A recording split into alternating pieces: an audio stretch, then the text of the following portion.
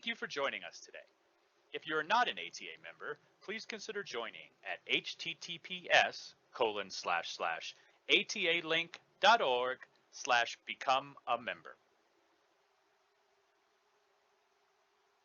The views expressed in this presentation are those of the speaker and do not reflect the official policy or position of the United States Air Force, the Department of Defense, the United States government, or the Airlift Tanker Association.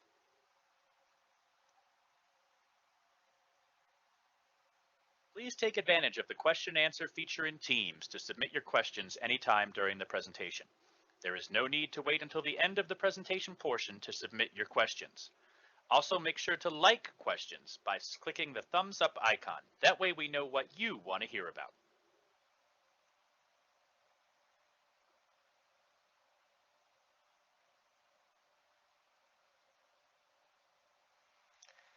Hello and welcome to ATA. I am Senior Master Sergeant Albarracin. I work at Headquarters AMC A1K. I am currently the Military Personnel Manager for AMC.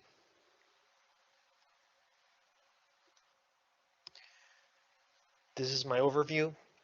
I will be talking about 2019 items that were considered, rumors, force development, and within it, EPME, recent TA changes, bereavement leave, SLA, Air Force Integrated Personnel and Pay Systems, or AFIPS, DSD, fitness and evaluations.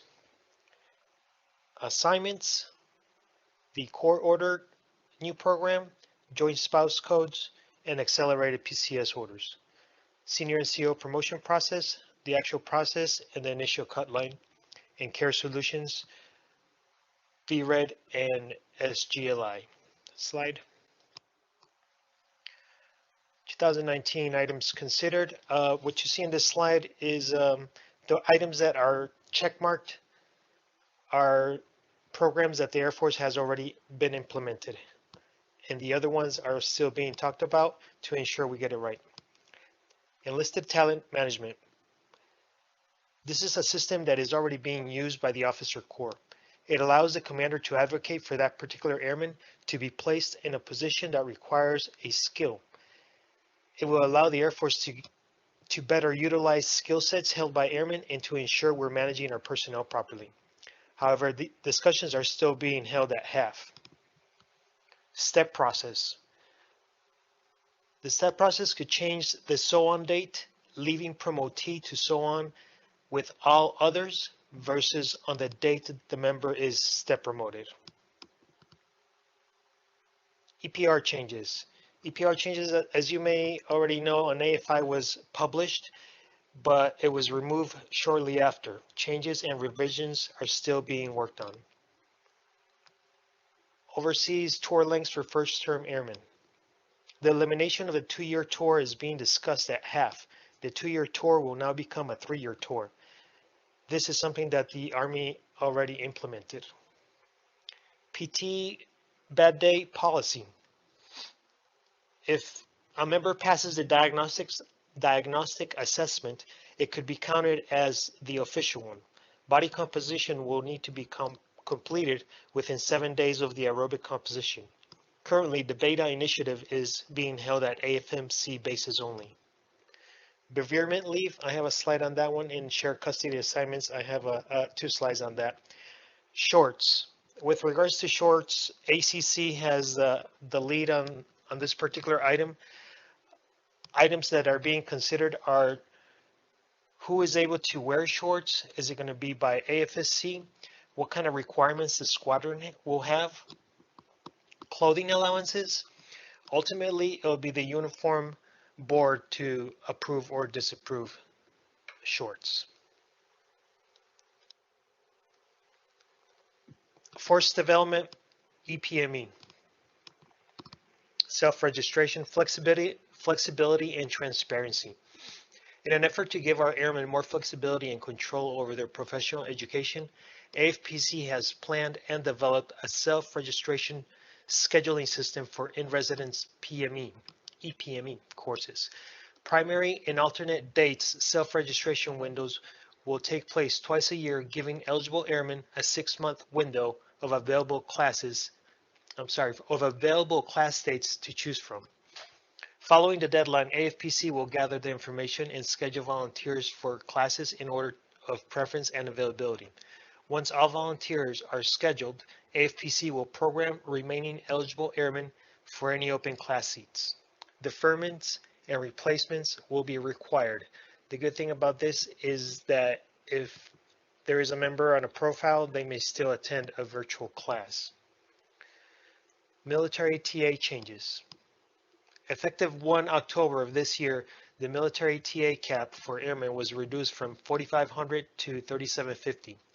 Per the Air Force PA news release on 29 September of this year, adjustments were necessary to ensure military TA remains fully available and sustainable while meeting increase in participation rates and course costs. As you can see, the enrollment went up 9% and government costs increased to 2.4 million. Waivers may still be submitted through the commander and to the local education and training section, but ultimately AFPC will be the approval authority. Slide.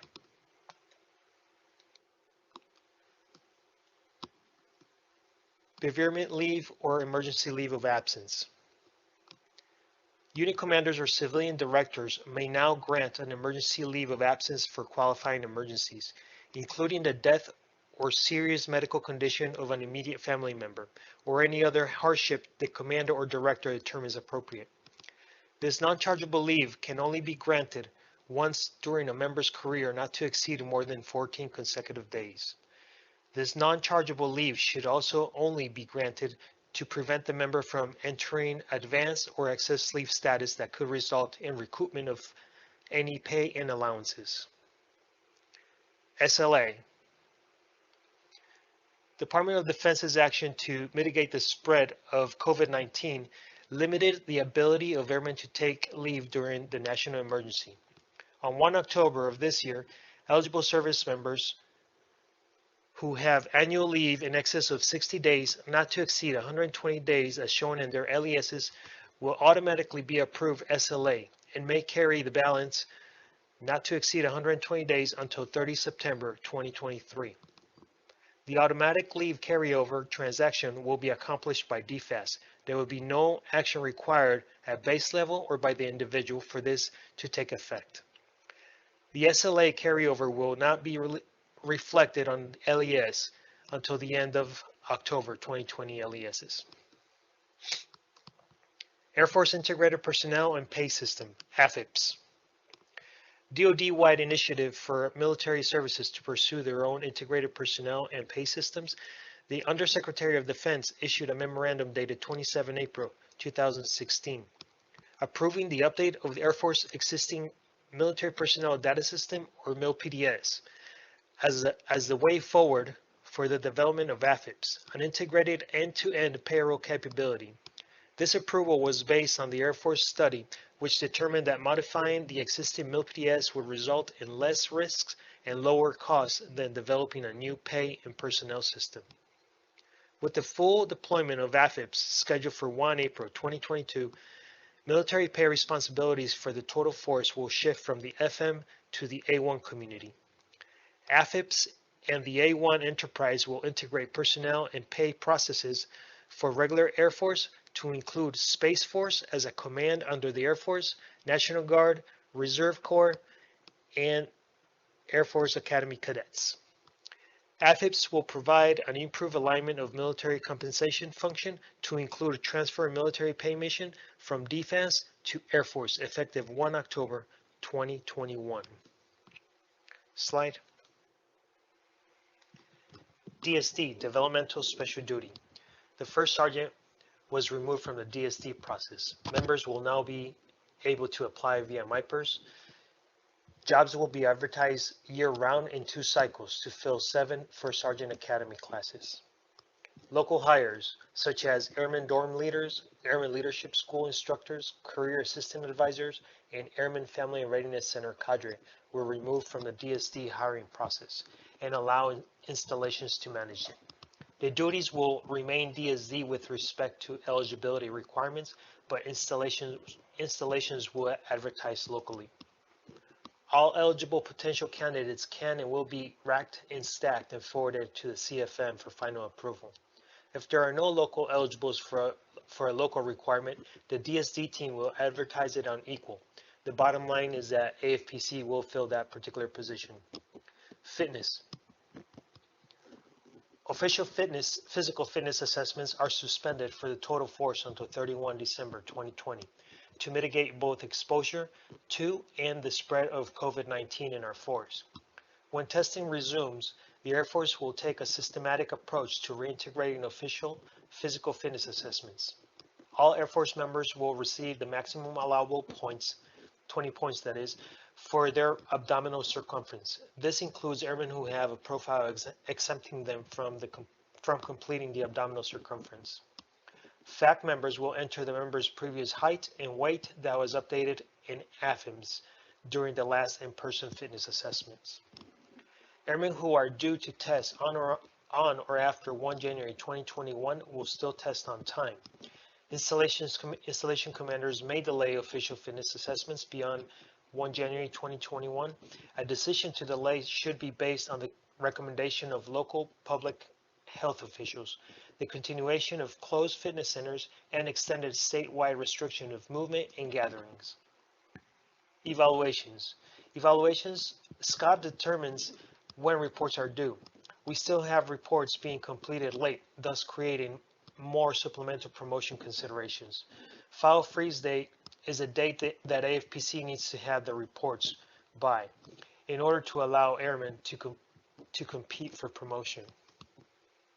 Slide. Court order custody assignments or deferment program. This is a program that was approved on July 28th of this year. Members may go CONUS to CONUS or PCS overseas to CONUS. Manning at both levels must support. Mill-to-mill airmen will serve in their own right. Some of the requirements is that members must be named as parent in the court order custody agreement. Upon approval, AFPC will update a approved 12-month assignment deferment via MIL-PDS with assignment availability code of CC and close the application. The deferment period is for 12 months. Then it reverts to indefinite, meaning the airman will remain assigned at that particular location until selected for reassignment either as a volunteer or as the most eligible non-volunteer. The geographic location to where they PCS is the region that allows an airman to co-parent within a reasonable traveling distance. Next slide. AMC approvals breakdown. If you don't mind, I'm going to read this straight off my notes. AMC maintained and or gained 21 airmen. 5 assigned to AMC. They had assignments. Assignments were canceled, and they were approved the 12-month in-place deferment. These were all NCOs. 3 assigned to AMC. They were approved the in-place 12-month deferment. This was 1 major and 2 senior NCOs. 11 assigned to non-AMC bases, and they were approved, and they went to AMC bases. This was 2 airmen, 6 NCOs, and 3 senior NCOs. 2 assigned to AMC, they were approved the 12-month deferment program, and they went on to other AMC bases. This was 1 NCO and 1 senior NCO. AMC losses or diverted, 7 airmen. 4 assigned to AMC, they were approved the 12-month deferment and went to non-AMC bases. 3 NCOs and 1 senior NCO. 2 were inbound to AMC, and they were diverted to a non-AMC base. 1 NCO and 1 senior NCO. 1 was inbound to AMC. The assignment was canceled and went on to a non-AMC base. This was a senior NCO. AMC loss based on overseas returnee requirements. It was 1 person.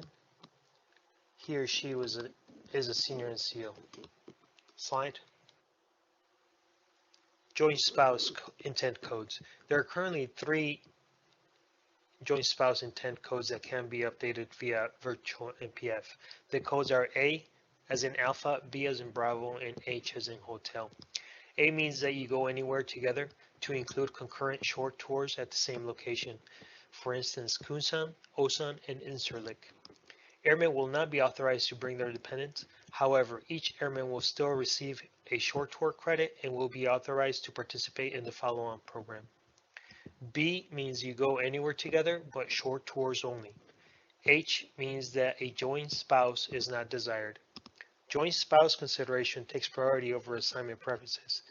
Joint spouse denials must be approved by the AFPC commander. Accelerated PCS orders. The Air Force is trying to simplify the process while enhancing the airman's PCS experience. It will also facilitate an airman to schedule their TMO appointment quicker, especially during PCS season. There are 2 airmen who are not authorized to participate in this program, and they are members who are enrolled in the Exceptional Family Member Program, or EFMP, or airmen who have PRP assignments. These 2 airmen will have to complete all PCS requirements before orders are issued. Medical clearances. MPFs will provide the medical treatment facilities a medical clearance memo on a routine basis. Medical clearances cannot be accomplished until the airman initiates the individual medical readiness, or MyIMR process. Airmen will provide a screenshot from MyIMR that shows pending tech review to the MPF to validate initiation of medical clearance. Overseas assignments. MPFs will secure a verbal confirmation from the airman on their intent to elect the accompanied by dependent tour authorizing command-sponsored dependents to relocate with the airman on the overseas PCS. Security clearances. MPFs are still responsible for briefing airmen on security clearance requirements. Slide. Senior NCO promotion process. On February 4th, 2019, the Air Force announced the new Active Duty Senior NCO Promotion Board. This would eliminate promotion testing in the Weighted Airman Promotion System, or WAPS, as well as WAPS test scores and decoration points. Those wishing not to be considered for promotion during the promotion cycle may sign an Air Force Form 1566A no later than the file freeze date for that particular cycle. The file freeze date will be announced via MIPERS 7 to 14 days prior to the Central Promotion Board convene date. Declinations apply to the current cycle only, and once made, it cannot be reversed. The completion of Air Force Form 1566A does not void entitlements to separation pay when the reason is higher tenure.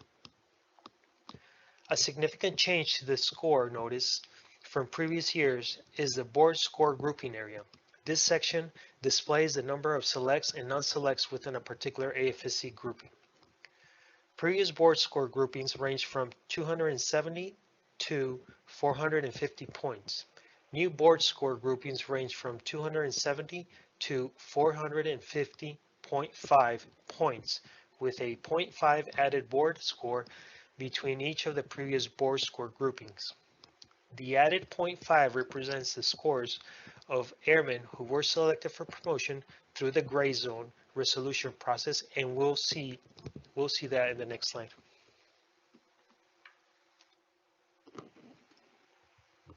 In this example, we'll have 39 quotas for the AFSC being considered. As you can see, 35 of the quota have already been determined with the selects above the initial cut line in the order of merit. There are 9 records in the next score category, known as the gray zone, with 4 remaining quota or promotions available.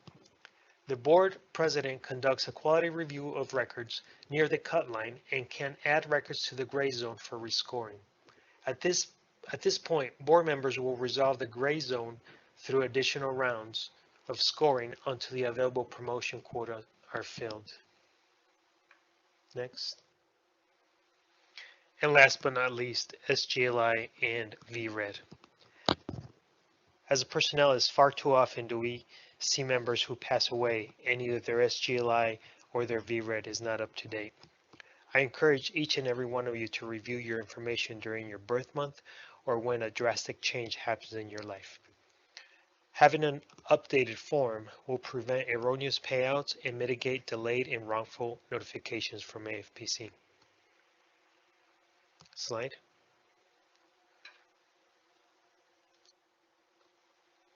And this concludes my briefing. Thank you for listening. I will be standing by for any questions. Thank you. Thank you so much for joining us today, everyone.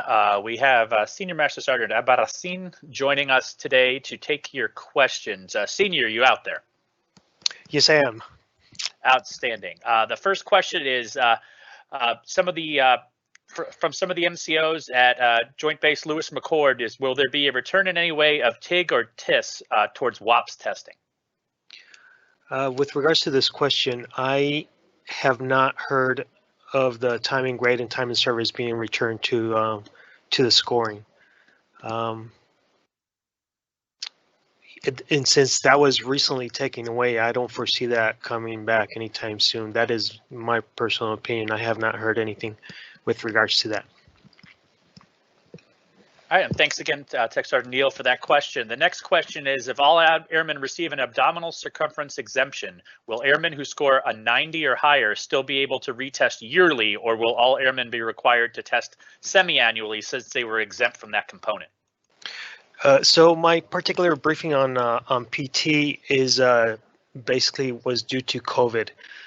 So if you score a 90, where did my question go?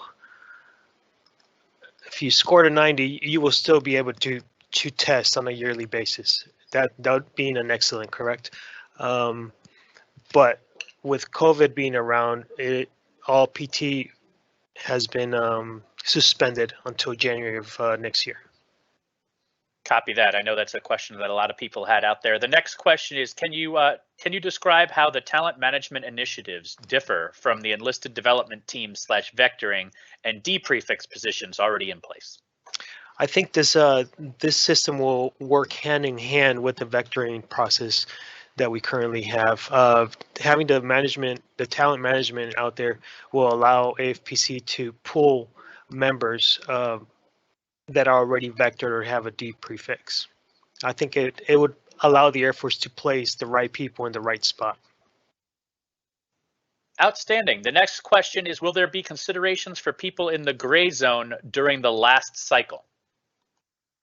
Ooh, this question is a hard one. This one I do not know.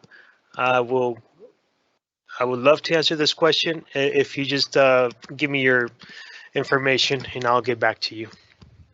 Awesome. You can just put that in the Q&A and I'll make sure that Senior gets that information. The next question, slightly longer. Can you speak on more detail on the 120-day leave carryover through 2023? Specifically, are members allowed to carry up to 120 days each year?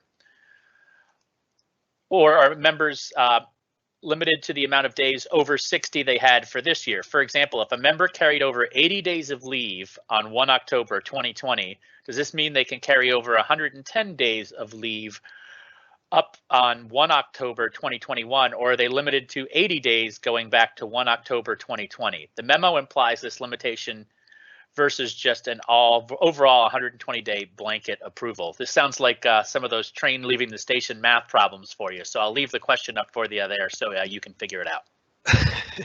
Thank you. All right, so according to the memo, I want to say that you're able to carry up to 120 days. I'm not sure that I understand completely the question. You will be able to carry over 120 days all the way into year 2023. Right. I think the question is, let's say you had a bunch, like you said, on 1 October of 2020, you carried over 80 days, and now you're going to get another 60 days of leave, and then another 60. It's going to compound, and it's going to exceed 120. So is 120 the max, or is it 120 per year? Correct. 120 is up to 120 days, 120 days. All right, so it will not compound. So whenever you reach 120, if you get more past that, even if it's still to 2023, you're not going to be able to carry that over and accrue over 120 days. So, As of right now, that's how it is, unless something else develops due to COVID-19 again. copy that. We got a couple more questions coming in. Will there be official opportunities for airmen to transfer to the Space Force on a regular basis? Would this be dissimilar, or would this be similar to a DSD? I do not have an answer to that question. I apologize.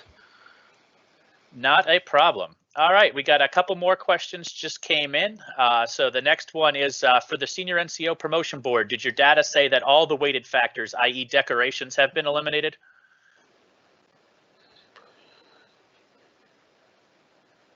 Yes, that's correct. All right. Correct. The decorations have been eliminated in time and grade and time and service. Okay. Next question is certain 2A career fields seem to be automatically denied for DSDs due to low manning in the AFSC, yet do not have a re-enlistment bonus. Will these AFSCs be allowed or selected for the DSD process?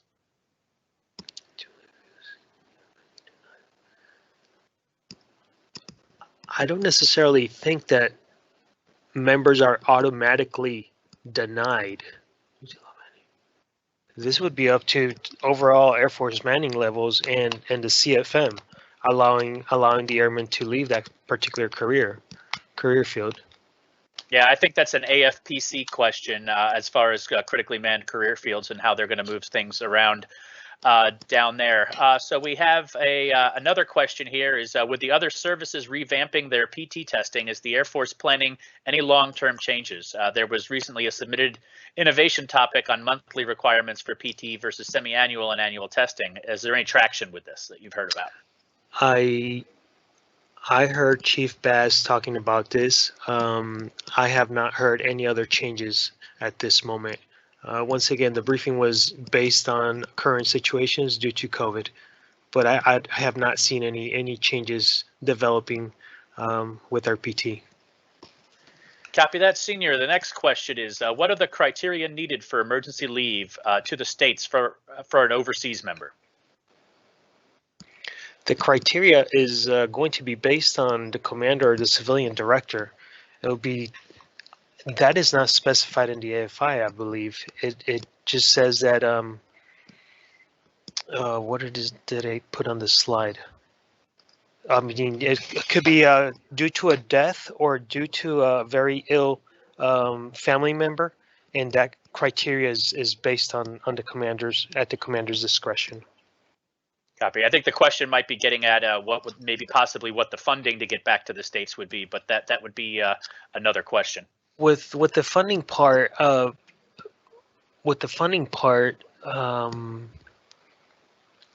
geez, when I was overseas long ago, I remembered sending people from overseas to stateside on it's basically a free ticket to the nearest port, and I don't think that has changed. That's based on, I'm not sure where the funds come from, but the member will be flown to a nearest port. Yeah, and there's also Space A if it's available out of their locations. So. Correct. All right, what happens if you are on an indefinite enlistment and you decline an assignment? That's an excellent question. If I lost my question. No, it's still up there. If you're an indefinite, can I get a POC on that one? Because I don't want to answer it incorrectly. I know that it's probably not good as usually in the past, if you decline retainability, then you would have to separate at your DOS. So I would rather look at the AFI and answer this one the way it's supposed to. Nothing wrong with that. We definitely want to make sure we get these folks the correct answers. So that is all I have for questions right now. We'll give it another couple of minutes for that, and the contact info for the other question is up there in the new questions for you, Senior. Okay, I'm going to take note of that. Yeah, so and if the person that asked the indefinite enlistment question could also get us contact info in the question and answer, that would be great, and that way Senior can get back to you. Are there any other questions out there in cyberspace for Senior? This is a unique opportunity to sit here with your enlisted force development leadership, so make sure you get those questions in if you have them. And thank you again for joining us today.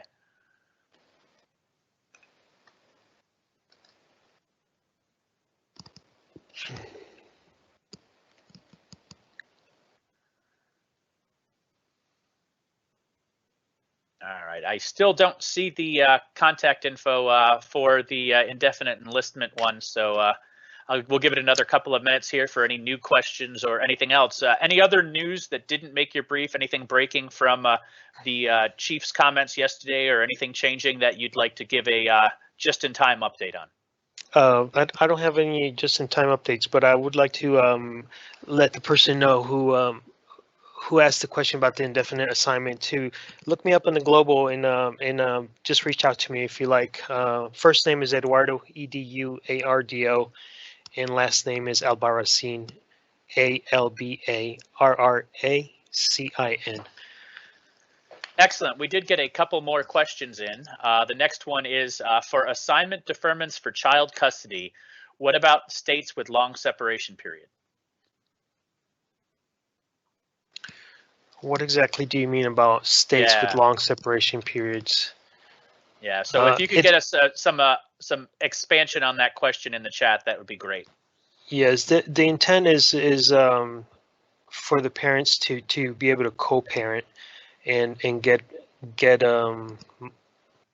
people closer together, and you are able to go CONUS to CONUS for a period of 12 months. It's a 12-month deferment.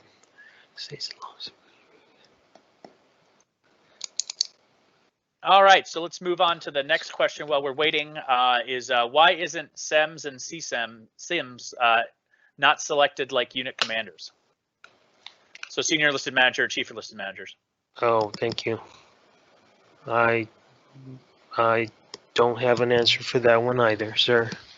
All right, nothing wrong with that. And you also mentioned that the criteria for shorts is being shaped still. However, when can we expect to see them rolling out?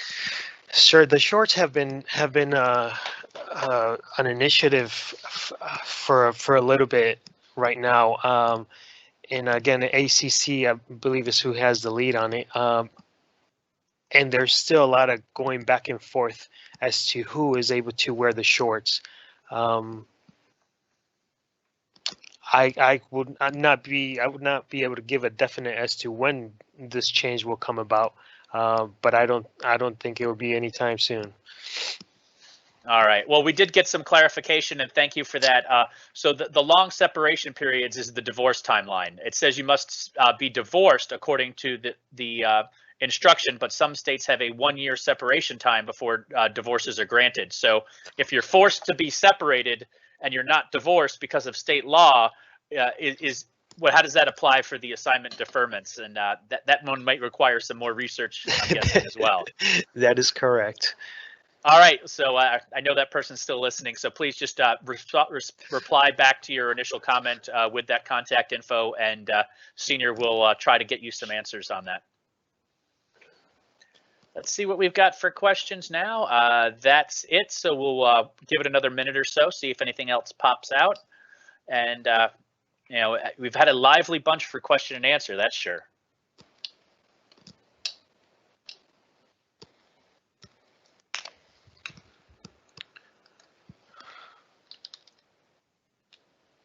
So for everyone, the rest of the schedule for the rest of the symposium for the rest of the day, we do have Simon Sinek up next, and that's going to be a conversation between General Van Ovost and Simon Sinek. And after that, we'll have a short break. So that's going to go from 1200 till 1245 Central Time. And then we have the AMC Command Chief. Chief Krzelnik's going to be joining us from 1255 to 140, and joining him for question and answers there is going to be General Van Ovost. So if you were unable to get your question answered, in the time that we had with General Van Ovost back on the first day of the symposium. You should hopefully be able to get your questions asked there. She's extended her schedule, and we're going to go not all through the day, but we're going to answer as many of those questions as we can. All right, couple more quick questions popped in. Is there shared information for CONUS space availability? Will mandatory movers listing for CONUS locations be made available for viewing at all times? I'm reading the question. Okay. Mandatory movers listing for the mandatory mover listing, this is still on a quarterly basis, and it's available on equal listing, if that's what you're referring to. Yeah, it's available on a quarterly basis. So if that's what you mean about being available and viewable, then yes. But once the assignment are selected and matched, that list disappears. All right. The next one is going to be, do you have any intel on how ball caps or tactical hats and beards will go with the uniform board next week? I know everyone has a feeling about this. Where's this question? Oh boy, I do not have any intel on this at all, but I am with you. This is my own personal opinion. I would love to have a beard as well. I actually have a friend who's on the board, and I have not heard anything from him, or he's not on the board. He's actually compiling inputs on the new changes for our uniforms. But I apologize, I do not have any inside scoop on this one. I wish I did. All righty. Well, that is all the questions. And for the people that put in the questions, we do have your contact info now. So I know Cedar will get back to you with those answers. And it is linked to the questions back there in the new questions, Senior. So make sure you grab that before you log off today. Copy that. But I think that's going to go ahead and finish up our seminar then, unless you have anything else there, Senior. No, sir. I really appreciate everyone listening to the brief. And that is all I have. All right. Well, thanks so much for joining us today. Please remember to come back for Simon Sinek and Chief Krzelnik later today. And again, thank you for joining us at the virtual 2020 Airlift Tanker Association Symposiums.